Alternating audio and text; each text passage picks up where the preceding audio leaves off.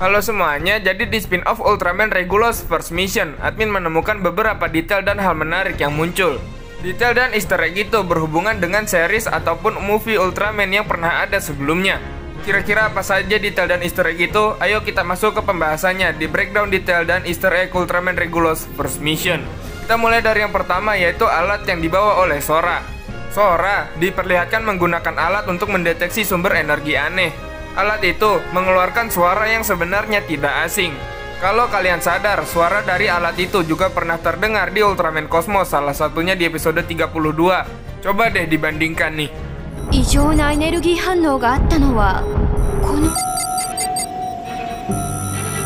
Kira-kira ada dari kalian yang sadar gak nih?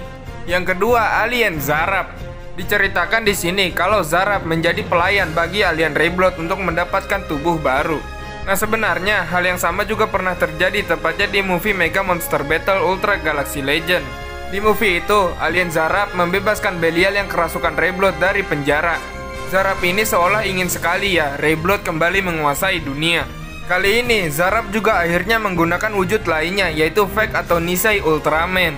Zarab juga terakhir kali menggunakan wujud Nisei Ultraman di Mega Monster Battle Ultra Galaxy Legend. Kocaknya adalah Nisei Ultraman sempat ingin mengeluarkan kosen seperti Ultraman, tapi gak bisa, mungkin karena dia adalah tiruan. Walaupun ada juga Ultraman tiruan yang bisa mengeluarkan jurus seperti Ultraman aslinya. Yang ketiga, alien Reblot. Musuh abadi para Ultraman akhirnya kembali lagi nih. Diduga Tartarus adalah dalang kemunculannya. Terjawab ya akhirnya kemana alien Reblot setelah melepaskan diri dari Belial di pertempuran melawan Jit. Reblot di tubuh Rebato sempat mengatakan kalau para kaiju yang dia bangkitkan tidak merasakan sakit karena mereka hanyalah bentuk dari kebencian. Nah kalimat ini konsepnya mirip nih dengan Choju. Di Ultraman Z episode ke-19, Ultraman S sempat bilang kalau para Choju juga tidak merasakan sakit. Choju sendiri bisa dibilang adalah bentuk kebencian dari bangsa Yapul. Pada akhirnya Reblot terbebas dan sepertinya akan memulai teror yang baru. Yang keempat, Easter Egg Kaiju. Di spin-off ini, admin menemukan dua easter egg, yaitu dari Kaiju Dari dan Starbeam Geron. Kita mulai dari Kaiju Dari, iya namanya Dari, jangan bingung ya. Di spin-off ini, kita diperlihatkan Dari yang berukuran sangat kecil, diperbesar oleh Reblot dengan kemampuannya. Ultraman yang melawan Dari yaitu Power juga sempat mengatakan Dari sebagai bakteri luar angkasa. Nah ini adalah easter egg yang merujuk kepada Ultra Seven episode 31. Di episode itu, Dari sebenarnya dikesahkan seperti kaiju yang berukuran seperti bakteri. Dari menginfeksi seorang anak perempuan.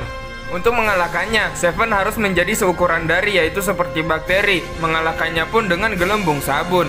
Sudah seperti bakteri banget kan? Dari yang berukuran kecil di tangan Reblot juga merepresentasikan Dari yang sebenarnya sangat kecil. Kaiju berikutnya itu Starbeam Geron. Ultra Woman Bat sempat mengatakan kalau dia akan menghentikan semangat Geron seperti planetnya dulu. Lagi-lagi ini merujuk kepada Ultra Seven, tepatnya di episode ke-25. Di episode Ultra Seven itu dilakukan uji coba sebuah senjata super. Sialnya senjata itu malah menghancurkan planet asal Geron. Dan singkatnya, Geron pun berusaha untuk membalas dendam atas kehancuran planetnya itu. Namun sepertinya di spin-off ini dia gagal lagi. Yang selanjutnya poin 5 yaitu Ultraman Shadow. Ultraman Shadow sebenarnya adalah robot. Zarab menciptakan Ultraman Shadow dengan menggunakan data yang dicuri dari alien Lady Benzen. Nah buat yang belum tahu, alien Lady Benzen sebenarnya adalah pencipta asli Ultraman Shadow. Lady Benzen bersama Ultraman Shadow pernah menjadi musuh Ultraman Zerd di movie-nya. Kemunculan Ultraman Shadow di spin-off ini dianggap sebagai peringatan anniversary ke-25 dari Ultraman Zeus. Yang kelima, easter egg lainnya. Ultraman Scott sempat menyebut Ultraman Regulus sebagai Kung Fu Boy. Ini merujuk kepada Cosmo Genjuken yang ternyata mempunyai gerakan yang terbilang mirip dengan gerakan Kung Fu. Admin menemukan cuplikan nih kalau ternyata gerakan jurus Ultraman Regulus mirip dengan gerakan Kung Fu Jackie Chan. Admin dapat cuplikan ini dari YouTube Om Uzo. Gimana, mirip banget kan? Bukan cuma itu, Regulus juga sempat mengeluarkan perisai berupa payung. Payung juga sebenarnya adalah salah satu senjata yang bagus dalam kungfu. Di film Ip Man kalau nggak salah ada tuh master kungfu yang menggunakan payung. Lalu sebelum mulai bertarung, Great dan Power sempat mengungkapkan kekesalannya pada Reblot. Tentu saja ini karena Reblot pernah menyerang rumah mereka yaitu Land of Light. Tepatnya di movie Mega Monster Battle, dan sayangnya Grid dan Power benar-benar tidak berkutik saat itu. Setelah sekian lama, akhirnya Grid dan Power bertemu dengan Rayblood lagi. Terakhir, saat Grid mengalahkan Black King, akhirnya kita bisa mendengar salah satu soundtrack dari Ultraman Grid itu sendiri. Kita juga akhirnya melihat Ultraman Grid kembali menggunakan pedang.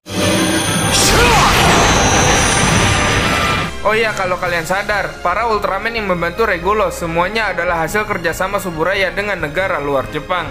Oke, segini dulu pembahasan kita di video kali ini. Kalau kalian menemukan detail atau hal menarik lainnya, silahkan share di kolom komentar. Terima kasih sudah menonton, jangan lupa subscribe, dan sampai jumpa di video selanjutnya.